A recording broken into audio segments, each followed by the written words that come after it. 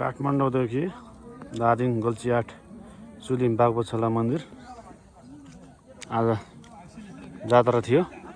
हामी चाहिँ काठमाडौँदेखि दुईटा गाडी लिएर सायद फर्स्ट टाइम होला यो ठाउँमा चाहिँ इभी गाडी, त्यही माथि ट्याक्सी, यस्तो बाटोमा चाहिँ फर्स्ट टाइम आयो बागबछला। केटाहरू त्यहाँ पौडा खेल्ने लाउन कुच्चा खेल्ने भइरहेछ अनि रातभरि रमाइलो थियो। अहिले पनि रमाइलो चाहिँ भइरहेछ होइन। त्यही हो। कति कति हो? 100 हो होलसेलमा हो।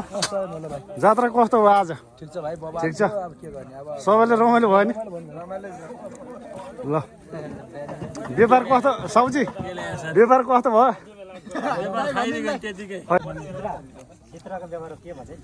यता लङ्गुर कुच्चा चलिरहेछ हजुर। जात्रा भनेको आफ्नो गाउँको ठाउँको होइन, अब आफ्नो गाउँ ठाउँको लागि चाहिँ हामी सबैजना रमाइलो गर्ने भनेर आएको हो। कसैले अब कोही रमाइलो गर्न आउँछ, कोही कौडा खेल्न आउँछ, त्यस्तो होइन। त्यो खानी खेल्ने आफ्नो ठाउँमा छ नि त, खानी तर जे भए पनि आफ्नो ठाउँको जात्रा चाहिँ रमाइलो गरी मनाइयो। राम्रो रमाइलो भयो नि त? राम्रै रमाइलो भयो, अझै पनि भइदियो खेल्ने इच्छा थियो बाबु। ल धन्यवाद। यता चाहिँ फेरि यो खेल्दा छ रातभरि खेल्यो, अहिलेसम्म चलिरहेको छ गेम। हाइएस्ट कति भइरहेछ? 500 1000 400 कसो रातभरिदेखि अहिलेसम्म नन स्टप कन्टिन्यू चलिरहेछ।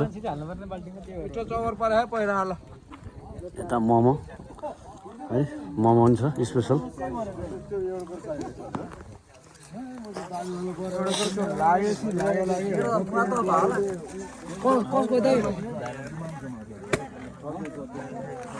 के छ सर? ठिक छ एकदम।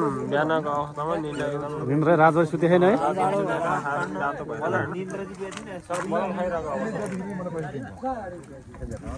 हेर बुढो मान्छे पिङ खेले ल गरी स्याहार्छ माथि डोरी लाएर अनि काम छैन। बुढो मान्छेहरू पिङ खेल्यो, बुढो मान्छे कसरी पिङ खेल्न भन्दा उता लगाएर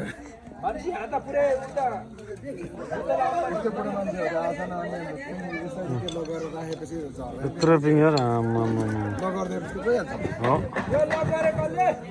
ल। अब जात्रा सात्रा सक्यो, अब हामी पनि अब घरतिर काठमाडौँ लगिन्छ। तल चाहिँ हाइवे हो है, रातै कटायो रातै आज रातभरि। ल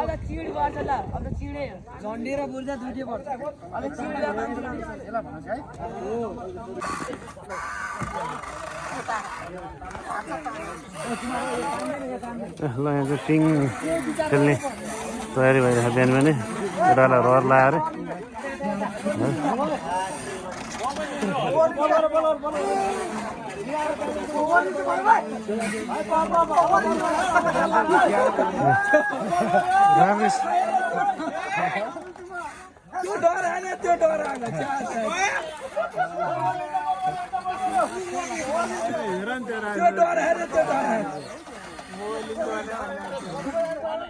कति मान्छे हेर पिङ घुमाउनु नसक्यो हेर हेर